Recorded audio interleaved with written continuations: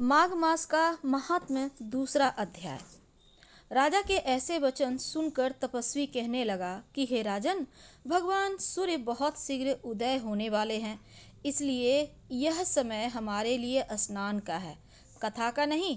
सो आप स्नान करके अपने घर को जाओ और अपने गुरु श्री वशिष्ठ जी से इस महात्म को सुनो। इतना कहकर तपस्वी सरोवर में स्नान करने के लिए चले गए और राजा भी विधि पूर्वक सरोवर में स्नान करके अपने राज्य को लौटा और रानीवास में जाकर तपस्वी की सब बात कथा रानी को कह सुनाई। तब सूत जी कहने लगे कि महाराजा जो राजा थे अपने गुरु वशिष्ठ जी से प्रश्न किया और उन्होंने उसका क्या उत्तर दिया सो कहिए। तब व्यास जी कहते हैं कि सूत जी, राजा दिलीप ने रात्रि को सुख से सोकर प्रातः समय ही अपने गुरु वशिष्ठ जी के पास जाकर उनके चरणों को छूकर प्रणाम करके तपस्वी के बताए हुए प्रश्नों के अति नम्रता से पूछा कि गुरुजी, आपने आचार, दंड, नीति, राजधर्म तथा चारों वर्णों के चारों आश्रमों के क्रियाओं का दान और विधान, यज्ञ और उनकी विधियां, व्रत, उनकी प्रतिष्ठा तथा भगवान विष्णु की आराधना अनेक प्रकार से तथा विस्तार पूर्वक मुझको बतलाइए। अब मैं आपसे माघ मास के स्नान के महात्म को सुनना चाहता हूँ, सो हे तपोधन, नियम पूर्वक इसकी विधि समझाइए। गुरु वशिष्ठ जी कहने लगे कि राजन, तुमने दोनों लोकों के कल्याणकारी, वनवासी तथा गृहस्थियों के अंतःकरण को पवित्र करने वाले माघ मास के स्नान का बहुत सुंदर प्रश्न पूछा है। मकर राशि में सूर्य के आने पर माघ मास में स्नान का फल गौ भूमि, तिल, वस्त्र, स्वर्ण, अन्न, घोड़ा आदि दानों तथा चंद्रायन और ब्रह्मकुर्त पर्व आदि से भी अधिक होता है। बैसाख तथा कार्तिक में जप, दान, तप और यज्ञ बहुत फल देने वाले होते हैं, परंतु माघ मास में इनका पालन फल बहुत ही अधिक होता है। माघ में स्नान करने वाला पुरुष राजा और मुक्ति के मार्ग को जानने वाले होता है।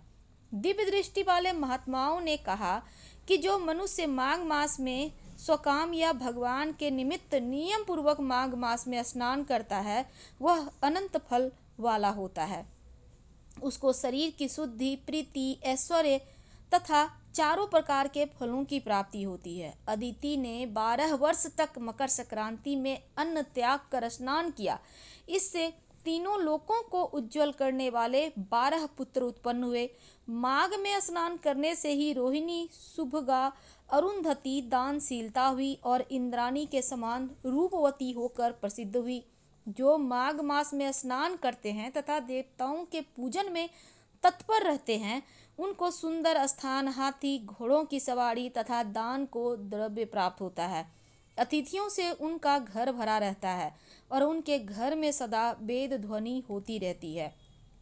वह मनुष्य धन है जो माघ मास में स्नान करते हैं, दान करते हैं, व्रत नियमों का पालन करते हैं। दूसरों के पुण्यों के क्षीण होने से मनुष्य स्वर्ग से वापस आ जाता है, परंतु जो मनुष्य माघ मास में स्नान करता है वह कभी स्वर्ग से वापस नहीं आता।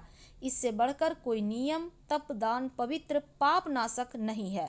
भृगु जी ने मणि पर्वत पर विद्याधरों को यह सुनाया था। तब राजा ने कहा कि ब्राह्मण, भृगु ऋषि ने कब मणि पर्वत पर विद्याधरों को उपदेश दिया था सो बताइए। तब ऋषि जी कहने लगे कि राजन, एक समय 12 वर्ष तक वर्षा न होने के कारण, सब प्रजा क्षीण होने के कारण संसार में बड़ी उद्विग्नता फैल गई। हिमाचल और विंध्याचल पर्वत के मध्य का देश निर्जन होने के कारण श्राद्ध, तप, स्वाध्याय सब छूट गए। सारा लोक विपत्ति में फंसकर प्रजाहीन हो गया। सारा भूमंडल फल और अन्न से रहित हो गया। तब विंध्याचल से नीचे बहती हुई नदी के सुंदर वृक्षों से आच्छादित अपने आश्रम से निकलकर श्री भृगु ऋषि अपने शिष्यों सहित हिमालय पर्वत पर गए।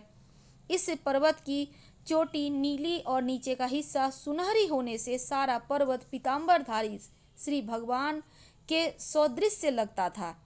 पर्वत के बीच का भाग नीला और बीच बीच में कहीं कहीं सफेद स्फटिक होने से तारों से युक्त आकाश जैसी शोभा को प्राप्त होता था। रात्रि के समय वह पर्वत दीपकों की तरह चमकती हुई दिव्य औषधियों से पूरित किसी महल की शोभा को प्राप्त होता था। वह पर्वत शिखाओं पर बांसुरी बजाती और सुंदर गीत गाती हुई किन्नरियों तथा केले के पत्तों की पताकाओं से अत्यंत शोभा को प्राप्त हो रहा था। यह पर्वत नीलम, पन्ना, पुखराज तथा इसकी चोटी से निकलती हुई रंग बिरंगी किरणों से इंद्रधनुष के समान प्रतीत हो रहा था। स्वर्ग आदि सब धातुओं से तथा चमकते हुए रत्नों से चारों ओर फैली हुई अग्नि ज्वाला के समान शोभायमान थी और इसकी कंदराओं में काम पीड़ित विद्याधरी अपने पतियों के साथ आकर रमन करती हैं तथा गुफाओं में ऐसे ऋषि मुनि जिन्होंने संसार के सब कलेशों को जीत लिया है, रात दिन ब्रह्म का ध्यान करते हैं और कई एक हाथ में रुद्राक्ष की माला लिए हुए शिव की आराधना में लगे हुए हैं। पर्वत के नीचे भाग में जंगली हाथी अपने बच्चों के साथ खेल रहे हैं। कस्तूरी वाले रंग बिरंगे मृगों के झुंड इधर उधर भाग रहे हैं। यह पर्वत सदा राजहंस तथा मोरों से भरा रहता है, इसी कारण इसको हेमकुंड कहते हैं। यहाँ पर सदैव ही देवता, गुह और अप्सरा निवास करते हैं। तो माघ मास महात्म्य दूसरा अध्याय समाप्त हुआ।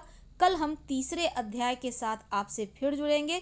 अभी हम विदा लेते हैं। हर हर महादेव। धन्यवाद।